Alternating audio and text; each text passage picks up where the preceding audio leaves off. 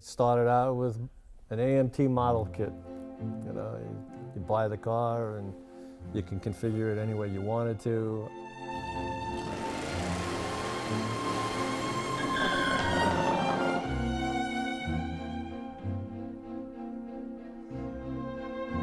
My big event that came after that was my father gave me the keys to his 1956 Chrysler New Yorker. My father said to me, I'm going out to buy a new car. Bring some money. Do you have any money? I said, yes. 6 or 7 years old, I think I was at that time. So I go and we look at the car. And he says to the dealer, how much is the car? And he says, well, how much do you got? So I break open the piggy bank and the dealer says, that's enough. It's your car, Mr. Fierman. You can go home with it. So that's how I wound up getting the real spark. I used to maintain the car in the apartment building we were living in at the time. I'd have to go down to the garage and wash the car. You'd have to drag out buckets from a sink to clean it. So you actually grew up believing that this was your car, that you were the owner of this car and you bought it with your money? I believed that for years. That was the one that set me off on the car thing. I was the only kid at 7 or 8 years old, had the key to his father's car, and I'd start it, play the radio. It just got worse. Case in point, James Bond had to have a DB5. I got a picture of myself standing next to one. I think I was like 18 years old. Again, it was due to my father who pretended he was interested in buying it. We went to the dealer, and that's how I wound up falling in love with the Astons. This car you have for a really long time, and tell us a story where you found it. This car I purchased 46 years ago. Fell in love with it at Sawmill Auto Records. It was a junkyard. It was in Mount Vernon, and they recycled rebuildable cars. And I just said, it's mine. Well, the junkyard got it from an insurance pool, obviously. And it was a stolen and recovered vehicle. And the interior was stripped out. The intake manifold and carburetors were stripped out. It was missing its gas tanks and so on down the line. I just sat in the car, kept popping fuses after I'd pick up a gauge, try to install it because to translate an Italian manual wasn't an easy job, considering the only person I had was my friend's Italian grandmother, who would say, hey, this color goes here. Okay, I get it. And I'd go home and try to figure out what wires went where.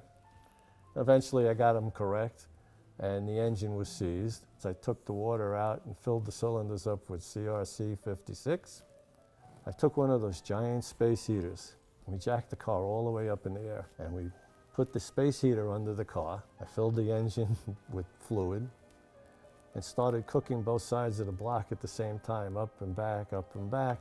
This took hours. And the next time down to the floor, I put it in reverse, figuring I'd pull the cylinders away from the rust. And next thing you know, we're pulling the car forward and the fluid's flying out of the spark plug holes. Dragged it around a good quarter of a mile that way, put in Marvel mystery oil into the cylinders as we were doing it. When I got the intake manifold, and I got the carburetors, dropped them on, car fired right up. We took compression tests, everything seemed to be okay. The engine has never come apart, and here it is today. How long did it take you from pulling it out of the junkyard to actually driving down the road? It took me 2 years, with Bondo and primer all over it, and Corvette seats doing over 100 miles an hour. And behind me is a string of lights. I pull over, and the guy, the state trooper, was furious. He was carrying on. He threw me in the police car. He said, do you mind if my friends look at the car? I said, okay, what am I going to tell you, So they all go looking through the car, and there's an Army ammunition box with tools in it. That didn't look so good. There was a set of license plates next to me from a friend that I had sold the car to, and I was going to put his plates on the car, whose plates it is, and so it was just getting worse as time went by.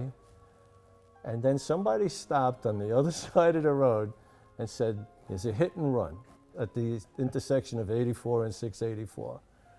He took all my papers, he threw them at me, and next thing I'm standing at 684 with my car, and all the cops take off.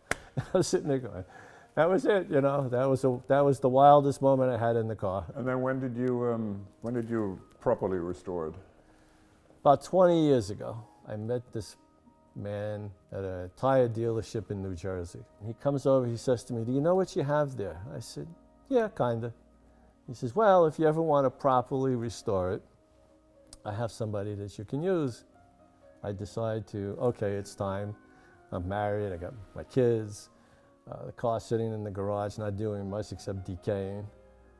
And I send it out, and he starts going through the car, and I get the first bill, and I said to him, "Whoa, time out."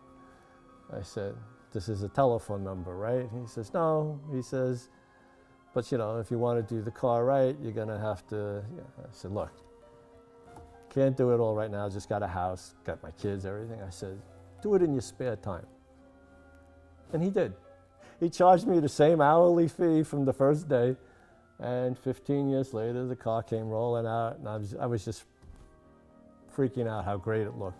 You're involved with the Smart Owners Club, you're running the website, because of the club, you're involved with events. Obviously, you have an interest and an enjoyment of the community itself. And it doesn't matter if it's Aston Martin or Maserati or like American muscle cars or whatever it is, or German SL Mercedes. What do you think it is which brings so many people of so many differences together in the car community? That's an excellent question, and there's so many possibilities. It's just something about car camaraderie, the handiwork, the craftsmanship that goes into putting together a vehicle that's not stamped out. With Aston Martin, I've done a lot of camaraderie work, events, and met a lot of people along the way. That camaraderie only happens in car clubs. I get into this car, I'm plugged in. Yeah. I got my stick, I got my steering wheel, I listen for noises and things like that. I didn't even put a radio back in this car when I restored it. Exactly. It was something I wanted to hear. Driving cross country in the middle of Arizona, and a trucker is doing 80, 85, and I'm doing 90, 95, and nobody cares. Well, I'm glad that you came out today. Thanks for making the time, making the trip over, showing us the car. No problem. That was really great.